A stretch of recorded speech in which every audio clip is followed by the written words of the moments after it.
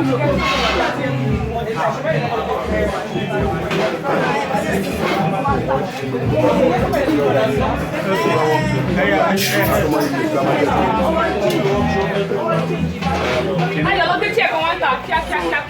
don't change from 45. To make the stabilization day on.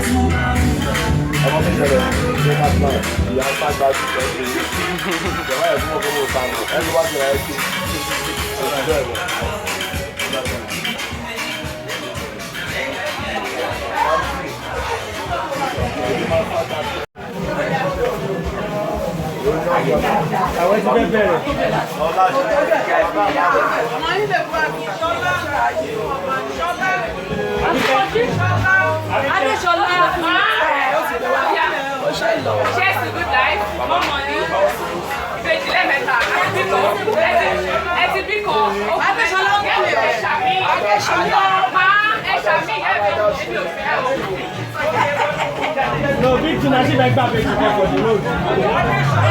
How to tell her?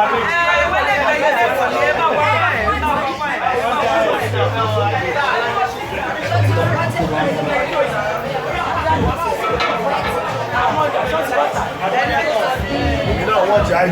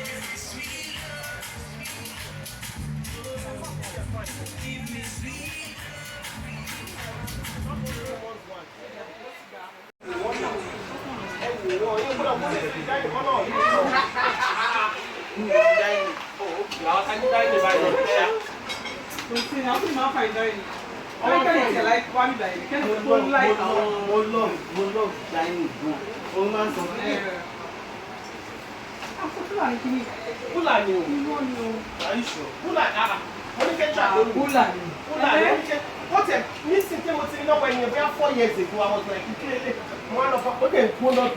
Oh, you know, I'm going to go. And you're like 5 seconds. And I'm like, well, I'm really my bound get him out. When I since one dish of company, wow. Eh? One thing I love you. Hey! Don't know where I'm last one. I was like 4 years ago. No, I'm 8 million. So, pull out for me. But I'm going to come and cash it. I want to cash it. Government is not chef food. Papa. They now want to find God. Wow. What like you want to? What are you to be like? Yeah, see, days there. I'm kept to now. We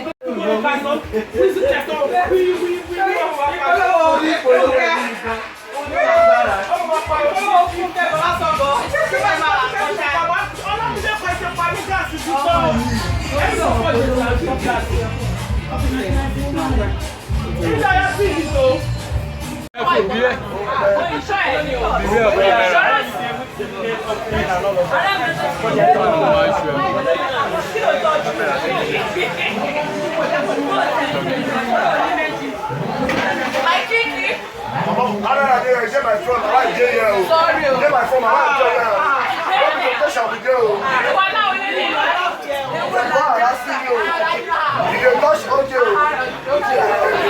Oje is allowed. Oje is allowed.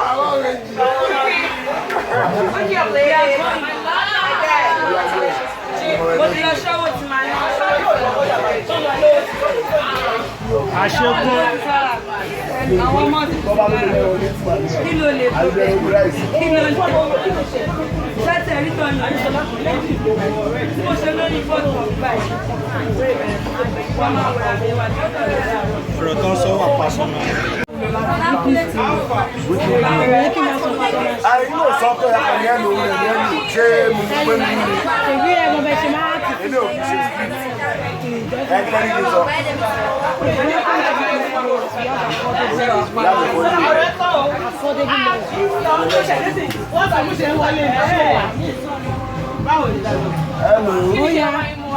Hello. Action. Oya. Action. Ilé ní sọ. ẹ ti gbàgbé ni. Hello. Welcome to this place. We have everything, every available. I don't think I can buy the bossa. Come here, you want pot, you want spoon, you want knife, you want whatever. And once you buy them, it says going for today. So come and patronize the witness place by the church. Very close to we have everything you want in this place.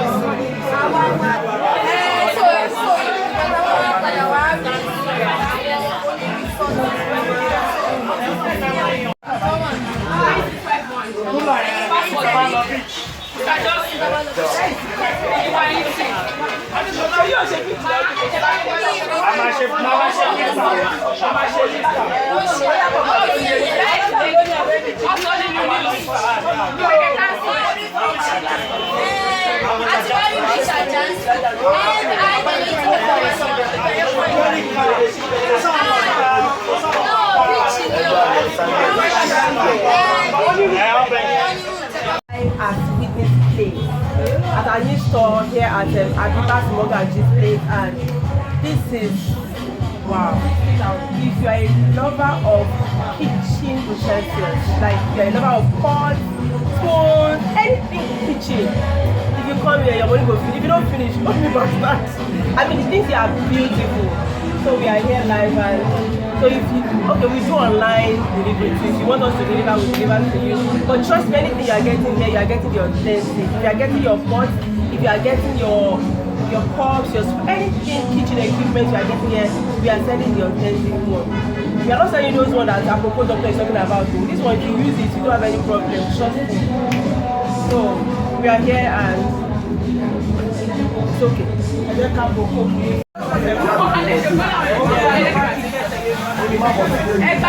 Àkáǹtì wọ̀ ìtì máa pariwo. Àkáǹtì ìtì máa pariwo. Ọ̀rẹ́ ti máa wá láti àwọn ìkáyà mi ti máa já. Àánú àkáǹtì ìtì máa pariwo. Fún kẹ́sì tóbi tó yìí.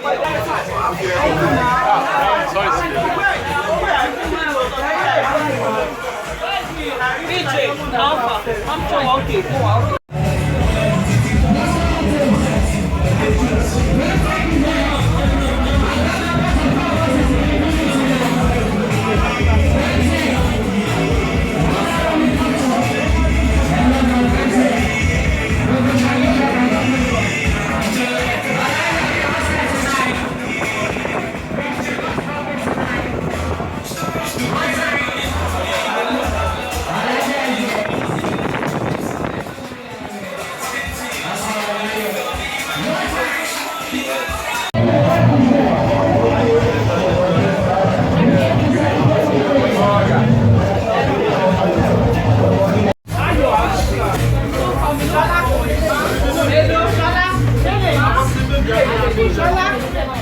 Ṣebí train náà fún 45. Ó yẹ wọ́n lọ sí pé kọ́. Lélẹ̀ ìgbàlá.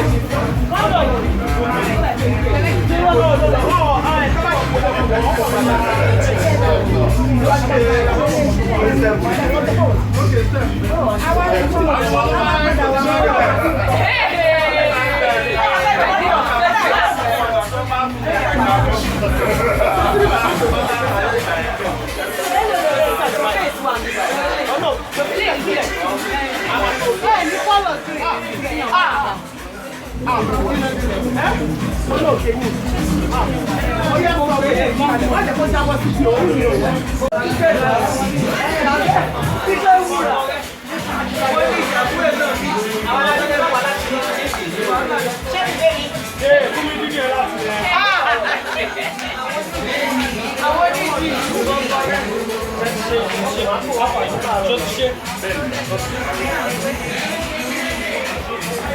Customer alálùbáríkà ló máa wá sílé báyìí o.